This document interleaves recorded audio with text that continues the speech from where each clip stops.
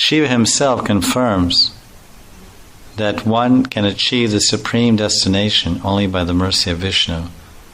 Lord Shiva says, Mukti pradata sarvesham Vishnur eva sasamshaya.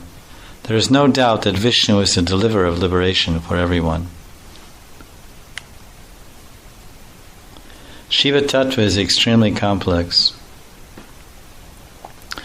Brahma, the principle of Brahma, is not complicated because Brahma is always a jiva, a finite spirit soul. Although sometimes Krishna takes the post. Haranya, Brahma. Sometimes when there's no qualified jiva, Lord Vishnu personally takes the post of Brahma. But that's very rare. Lord Shiva is not like that. He is not a finite jiva soul. After passing through the 8 material coverings and crossing Viraja, the river that divides the material and spiritual worlds, and crossing the highest material planet, Satyaloka, one comes to the planet of Shiva, Shivalok. There he is known as Sadashiva, a manifestation of Lord Vishnu. Worship of Lord Shiva, which means auspicious, is recommended for inauspicious persons who are in ignorance, because by worshipping Lord Shiva and receiving his blessings, they can gradually rise to the modes of passion and goodness, and then eventually get liberation. Shiva has connection with the material energy. Therefore he's called the Father. And his wife is called the material energy, or Durga, is the mother. Because Shiva has connection with the illusory energy, he is not exactly God.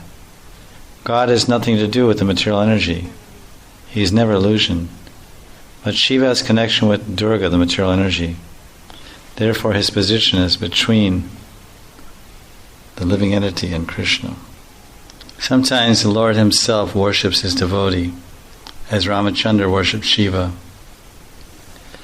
Thus, if the Supreme Personality of Godhead himself worships his devotees, such as Lord Shiva, then certainly his other devotees may too. They should not, of course, think that Shiva is equal to or independent of Lord Vishnu.